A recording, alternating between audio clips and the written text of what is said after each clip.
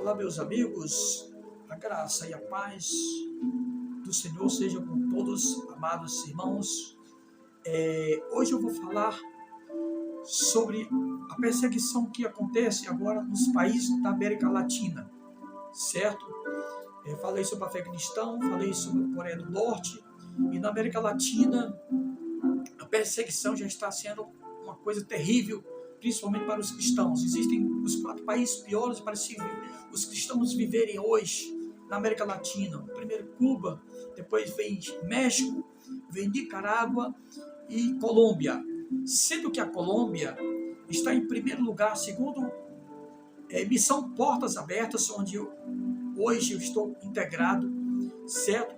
E diz que a situação na Colômbia está tão difícil para os cristãos viverem, porque o governo agora, atualmente, que foi elegida, é de esquerda, porque a Colômbia ela está dividida entre Bogotá, o governo de Bogotá, certo? O exército de Bogotá, e as guerrilhas que vivem nas zonas rurais, certo? E o que acontece? Essas guerrilhas, elas são contra os cristãos, porque, segundo eles, cada pessoa naquela comunidade onde as Farc controlam naquela região do tráfico, certo? É um guerrilheiro a menos. Agora, o que é as Farc? As Farc exatamente são milhares de guerreiros armados que vivem de sequestros, mortes, vivem do tráfico de drogas, principalmente da cocaína, certo? Todo mundo sabe que a Colômbia, certo, é o maior produtor de cocaína do mundo, né? Então essas Farc é o exército mais perigoso do mundo, certo?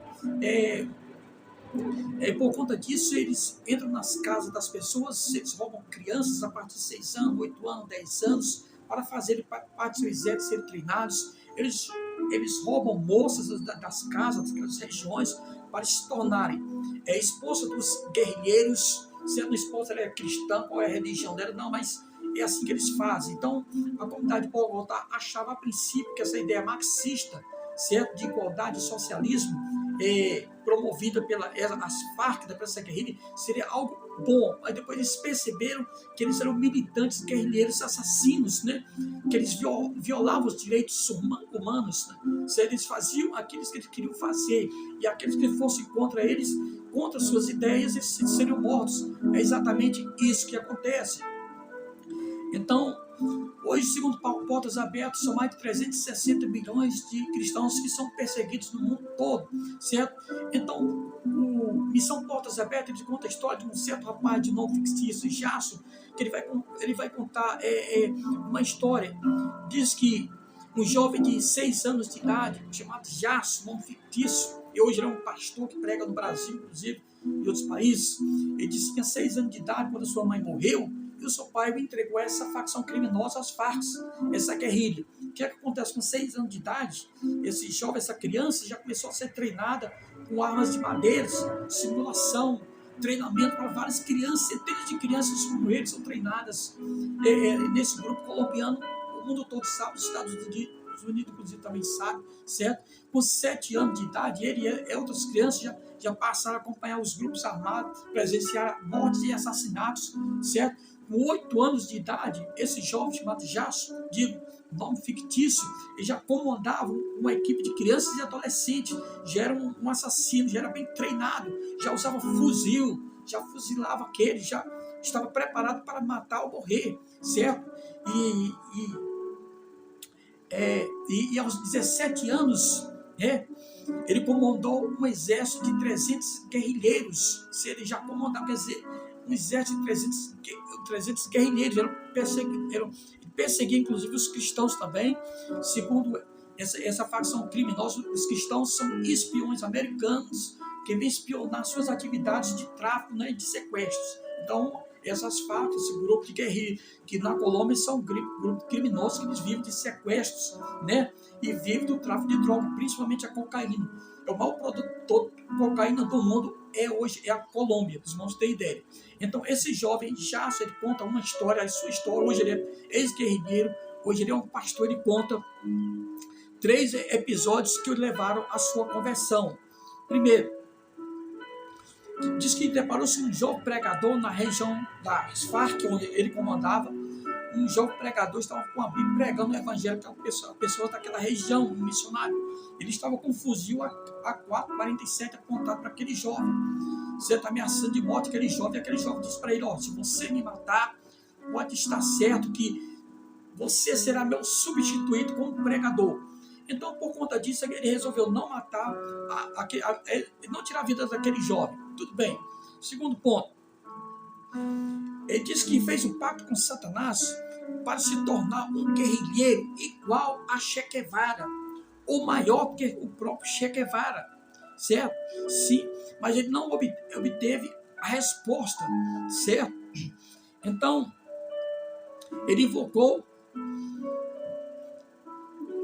Então, certa noite ele invocou ao Deus do pregador da Bíblia, mas também não obteve resposta. E de noite ele teve um sonho. Ele viu uma luz e uma voz forte dizendo: Jason, eu sou Jesus de Nazaré, arrepende-te. E ele acordou chorando, aquele jovem que de 17 anos, perigoso e assassino. 3. E no ponto 3 ele diz que ele estava em confronto com o exército colombiano inimigo, e ele estava em desvantagem, e ele pediu ao Deus, né, daquele jovem pregador, que o livrasse da morte naquele momento. E de repente ele disse que sentiu um vento forte e um calor, e ele acabou desmaiando. Quando ele acordou, ele estava a 1 quilômetro de distância do cerco militar, e ele estava chorando de joelhos, e ele ouviu a voz do Senhor dizendo: eu sou Jesus de Nazaré, que tirei você daquele cerco de morte. Louvado seja Deus. Meus queridos irmãos, meus queridos amigos, muitas vezes nós não entendemos o plano de Deus nas nossas vidas. Muitas vezes no Brasil, eu me deparava quando jovem, quando o camarada dizia: eu vim do Rio de Janeiro, eu era traficante, eu era assassino, eu matava de forma impiedosa.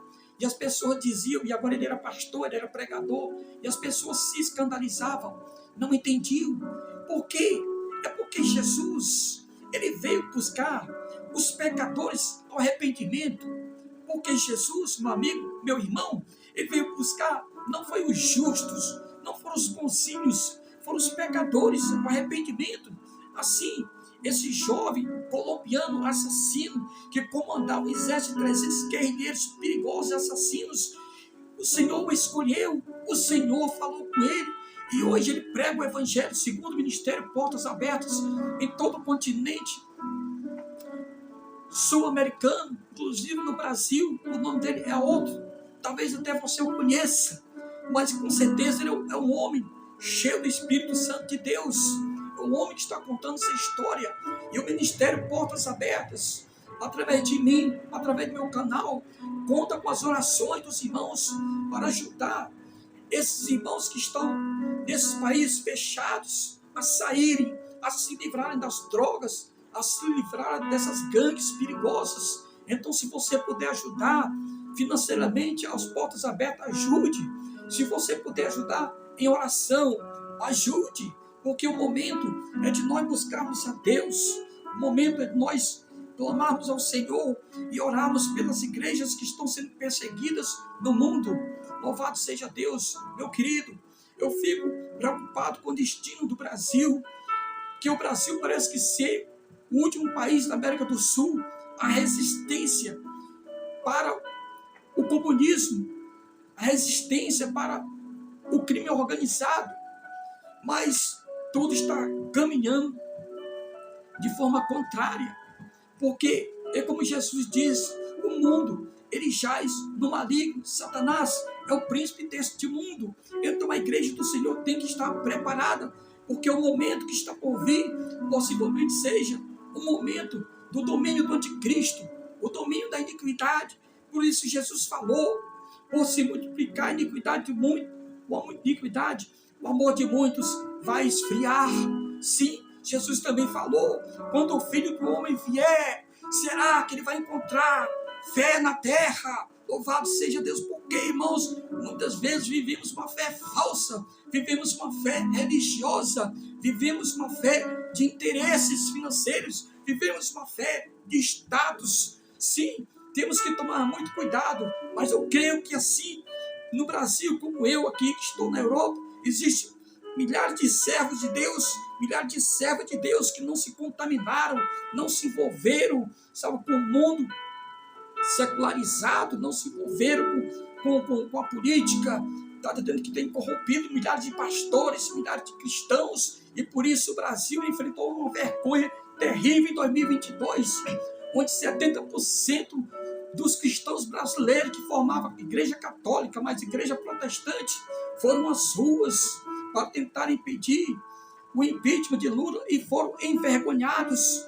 Porque, irmãos, porque Deus não se envolve com uma luta que não é dele. O reino, Jesus falou para Pilatos, o meu reino não é deste mundo, e muitos crentes estavam ali brincando nas ruas. É por isso que o avanço da iniquidade no Brasil tem aumentado muito, porque o Senhor está querendo arrependimento, arrependei-vos, porque é chegado o reino dos céus. Então, assim, no Brasil existe o comando do tráfico no Rio de Janeiro, de São Paulo, pessoas também que precisam de arrependimento. Vamos orar por esses países que estão sendo perseguidos, onde os nossos irmãos estão sendo mortos, estão sendo torturados por causa da fé em Jesus. Mas o que é mais importante é que eles amam o Senhor, que eles não se dobram diante do mal, que eles não se dobram diante da iniquidade. Louvado seja Deus. Vamos unir a nossa fé em oração, em nome de Jesus, pelos irmãos perseguidos, pela igreja perseguida do mundo, irmãos. Esta é a hora de clamar ao Senhor, de deixar a religiosidade de lado e derramar lágrimas de arrependimento por aqueles que precisam ser alcançados pela graça de Deus. Que o Senhor possa nos abençoar.